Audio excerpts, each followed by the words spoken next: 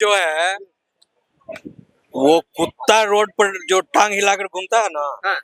वो हालत हो गया। केजरीवाल जी और संजय सिंह जी बड़े बड़े जो है चिट्ठे लेके निकलते थे, पूरब से पश्चिम, उत्तर से दक्षिण, चिल्लाते थे कि भाई यहाँ भ्रष्टाचार, वहाँ भ्रष्टाचार, यहाँ भ्रष्टाचार, और सारे भ्रष्टाचारी जो है एक हो गए। तो आज संजय सिंह जी को दिखाई नहीं दे रहा। जो भ्रष्टाचारी लोग थे उनके साथ जाके स्वयं केजरीवाल और ये संजय सिंह बैठ बैठ के जो है चाय की चुस्कियां लेते थे। देखिए पहलगांव में जिस तरीके से आतंकवादी हमले हुए, उसके बाद से जो है तमाम खबरें जो है आपको सुनने को मिली। जहां एक तरफ कुछ लोगों ने कहा कि इस बार जो है मोदी पाकिस्तान में घुसकर कहीं ना कहीं पाकिस्तान को उसकी औकात बता देगा। तो तमाम जिस तरीके से ऑपरेशन सिंदूर हुआ, उसके बाद विपक्ष के नेताओं ने सवाल करने शुरू कर दिए कि मोदी जी तवा गरम था, इस बार जो है ईंट से ईंट पाकिस्तान की बजा देनी चाहिए थी। लेकिन बीते दिन आपने देखा कि आम आदमी पार्टी के सीनियर लीडर संजय सिंह ने आरोप लगाते हुए कहा मोदी पे कि मोदी जो है वो मौत के सौदागर है और कहीं ना कहीं मौत पे सौदा करते हैं। उन्होंने एक टिप्पणी और करते हुए कहा कि मोदी जी ने एयरफोर्स का जो ड्रेस पहना है, आखिरकार वो किस लहजे से और किस पद से पहना है। इस मुद्दे पे बातचीत करने के लिए मैं जनता के बीच में हूँ। जनता से जानेंगे कि आखिरकार वाकई में मोदी मौत का सौदागर है। सबसे पहले तो बहुत बहुत स्वागत है सर, क्या नाम है आपका? मेरा नाम अमर क्रांति यादव है। क्रांति भाई, क्या लगता है कि जिस तरीके से संजय सिंह ने बयान दिए हैं, मोदी को कहा है कि वो जो है मौत का सौदागर है, क्या कहना चाहेंगे इस बात को लेकर? वही संजय सिंह की बात कर रहे हैं ना, जो आम आदमी पार्टी में है। तो आपको पता होना चाहिए कि यही संजय सिंह पहले पूरा पश्चिम, उत्तर, दक्षिण में चीख चीख के बोलते थे कि भाई फला पार्टी के लोग जो हैं भ्रष्टाचारी हैं, फला पार्टी के लोग भ्रष्टाचारी हैं। आज संजय सिंह खुल के बोल रहे हैं कि मोदी जी के खिलाफ बोल रहे हैं वो। अरे पूरी दिल्ली उन्होंने डुबो दी, पूरे दिल्ली को बर्बाद कर दिया इन लोगों ने मिलके, और आज संजय सिंह देश के प्रधानमंत्री को कह रहे हैं कि वो मौत के सौदागर है। ये तो फिर हंसने वाली बात होगी ना। उनको अपने गिरेबान में झांकना चाहिए। भाई जो ब्लैकिंग टिकट करके यहाँ तक पहुंचा, और जो पिछले 10 साल में दिल्ली के अंदर हुआ, वो पूरी देश की जनता ने देखा, समझा, और दिल्ली के लोगों ने भी समझा, इसलिए उनको अभी बाहर किया ना सत्ता से। तो संजय सिंह जो अभी प्रधानमंत्री के ऊपर जो आरोप लगा रहे हैं वो बेबुनियाद है। उसका कोई ना सिर है ना पैर है। अभी उनमें एक बौखलाहट है। बौखलाहट इसलिए क्योंकि वो सत्ता से बाहर है। जब वो सत्ता में थे तब उन्होंने कभी भी दिल्ली की जनता और देश की जनता के बारे में नहीं सोचा। जो भ्रष्टाचारी लोग थे उनके साथ जाके स्वयं केजरीवाल और ये संजय सिंह बैठ बैठ के जो है चाय की चुस्कियां लेते थे। तो आपको ये सब जानकारी होनी चाहिए।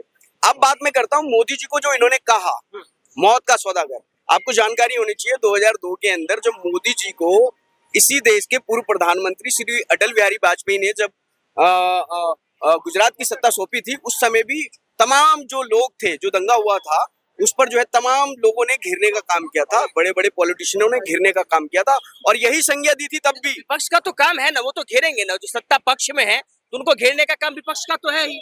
नहीं, विपक्ष का काम है ना, लेकिन इस तरीके से नहीं है ना। आप भी तो चोर हो, आप भी तो ब्लैकमेल करते थे टिकट।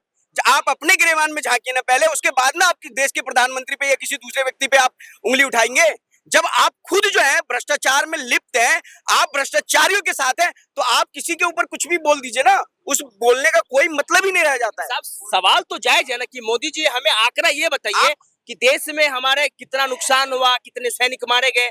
तो जवानों के बारे में जो सवाल पूछे जा रहे हैं मोदी जी से, वो तो बिल्कुल जायज है। तो आपको देखना चाहिए ना। आप पाकिस्तान का टीवी चैनल देखिए ना। हाँ। पाकिस्तान की अभी जो पंजाब प्रांत की जो मरियम नवाज है, उन्होंने कहा ना कि भाई इंडिया वालों ने हमें बहुत नुकसान पहुंचाया। अभी परसों की बाइट है उनकी। अब वो बाइट जो है सोशल मीडिया पे भी और न्यूज में भी चल रहा था। उन्होंने कहा है साफ कि हमें 8 और 9 की रात में इंडिया की जो एयरफोर्स है बहुत भारी नुकसान हमें पहुंचा गई। वो उनको दिखाई नहीं दे रहा।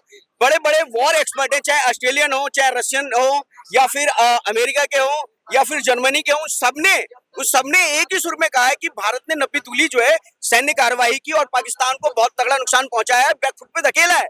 ये क्या संजय सिंह को ये बयान दिख नहीं रहा? और फिर हमारी सेना लगातार प्रेस कॉन्फ्रेंस करके ये बात लगातार बोल रही है, अपने देश की पब्लिक को बता रही है कि भाई हमने जो काम किया है वो हमने सदा हुआ काम किया है। हमने आतंकवाद के खिलाफ एक जरूरी कार्रवाई जो होनी चाहिए थी वो की है।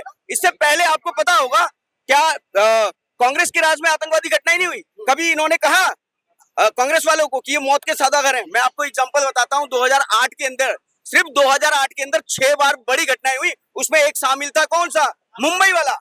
हाँ, 166 लोग और 420 लोगों की 166 लोग मरे थे और 420 लोग बुरी तरीके से घायल हुए थे। क्या आपको याद है कि उस समय कांग्रेस ने एक भी सुतली बम भी पाकिस्तान के ऊपर फेंका था? बताइए, आपको याद है? मुझे तो याद नहीं है। उन्होंने कोई कार्रवाई नहीं की, उल्टे 1-1.5 साल के बाद जब पाकिस्तान में बाढ़ आई तो उनकी मदद की गई, ठीक है, करोड़ों अरबों रुपए दिए और भाई साहब राहत सामग्री पहुंचाई गई, टन का ton, lakh lakh ton quintal चावल और अनाज उनको पहुंचाया गया। तो ये सब उनको, संजय सिंह को नहीं दिखाई देगा। पड़ोसी मुल्क है, कांग्रेस के नेताओं ने कहा था कि हमारा पड़ोसी मुल्क है, हमारा भाई, इसलिए पाकिस्तान का मदद किया था उन्होंने। आतंकवादी किसी का भाई नहीं होता, वो सारे के सारे एकदम आतंकवादी हैं, ये क्लियर हो चुका है। विश्व पटल पे मैं आपको बता देता हूँ, अगर आप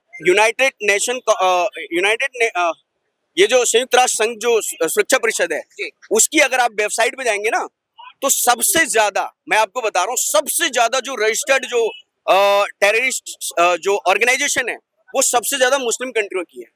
ओवरऑल 56 से 57 वहां पर रजिस्टर्ड है। उसके अलावा लगभग 400 सवा 400 के आसपास जो छुटपुट जो होती है ना राज्य के अंदर या देश के अंदर, जो छोटी छोटी जो टेररिस्ट ऑर्गेनाइजेशन होती है, उसमें भी सबसे ज्यादा नाम, यानी कि ओवरऑल अगर मैं बात बताऊं तो 95 से 98% जो टेररिज्म ऑर्गेनाइजेशन है वो रजिस्टर्ड हैं केवल और केवल मुस्लिम कंट्रियों के हैं। यानी कि आप ये सीधे तौर पे आप मान लीजिए कि पाकिस्तान और उसके साथ जितने लोग मिले हुए हैं वो आतंकवाद को बढ़ावा देते हैं। और संजय सिंह जैसे लोग पाकिस्तान पे कभी सवाल नहीं करेंगे, वो देश के प्रधानमंत्री पे ही करेंगे, जो इस देश का प्रधानमंत्री आज देश को नई ऊंचाइयों पे लेके जा रहे हैं। हाँ, कुछ कह रहे हैं। संजय सिंह को जो आता वो कर रहे हैं, बकवास करते करते हैं, वो मोदी चोर है। हमने अभी उनकी वीडियो देखी थी जो 4 महीने पहले की थी, एक महीने पहले की। मुझे हैरानी है, जितने वहाँ पोस्ट सबने भी तारीफ की, वाह वाह, शेर दहाड़ा है, शेर दहाड़ा है। कांग्रेस के नेता ने, मल्लिकार्जुन खड़गे ने कहा ये तो छुटपुटिया लड़ाई था, ये तो कोई भी लड़ सकता था। जो उनका काम वो कर रहे हैं, उनको सत्ता तो मिली नहीं, उनको सत्ता उनके पास है नहीं, काम करना उनको आता नहीं। आता 70 साल भी क्या ऐसी से बता देते क्या?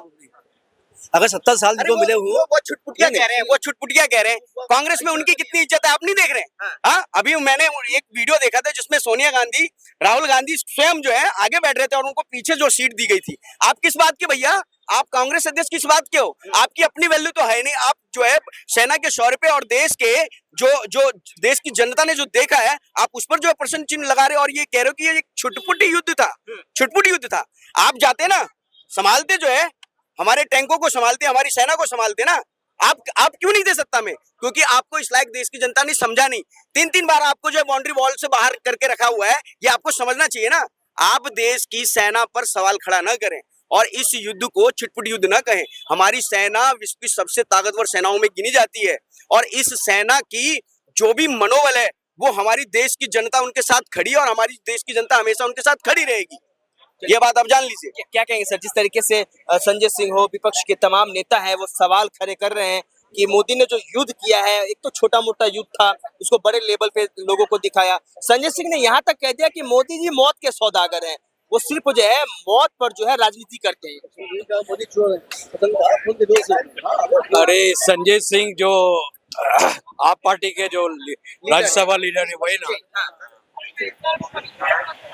अब ऐसा है कि संजय सिंह जो है वो कुत्ता रोड पर जो टांग हिलाकर घूमता है ना, वो हालत हो गया। अच्छा, वो दरवाजा जाकर मेरे को थोड़ा रोटी दे दो, मेरे को थोड़ा पानी दे दो, मेरे को थोड़ा दूध दे दो, मैं मरने वाला हूँ।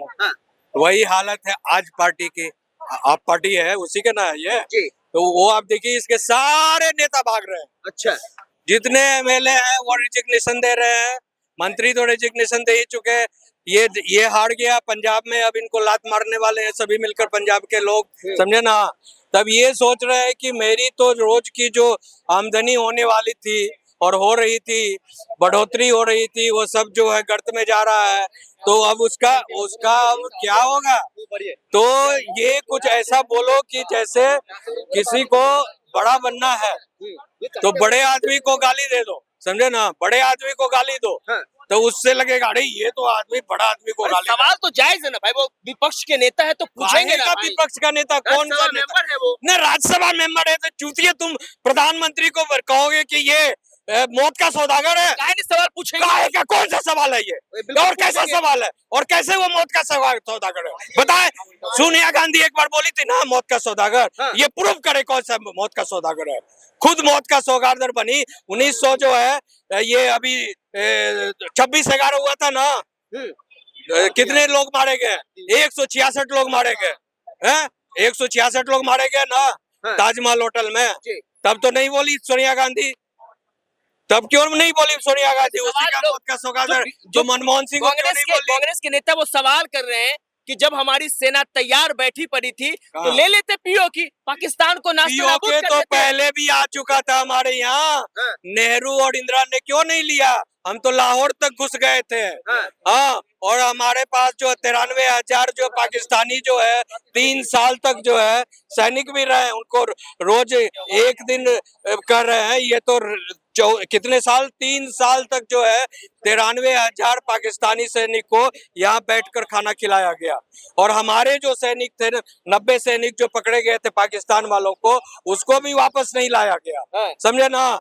और हमारे जो इन्होंने ऐसा निगोशिएशन किया इंदिरा गांधी ने कि 93,000 सैनिक भी वापस कर दिए, पीओके भी नहीं लिए वापसी में। समझे ना? तो ये तो इनका इतिहास भूगोल है। चाइना ने जब वहां पर जो है पूरा 63,000 किलोमीटर जो है लैंड को ये कर ली, तो नेहरू क्या कहता है कि अरे वो तो अच्छा हुआ कि चला गया, वो तो उस एरिया में जो है एक घास का तिनका नहीं उगता है। तो इन्हीं के नेता और एक थे कि ये डॉक्टर राम मनोहर लोहिया, उन्होंने पार्लियामेंट में कहा नेहरू जी आपके भी सर पर बाल नहीं है। हाँ।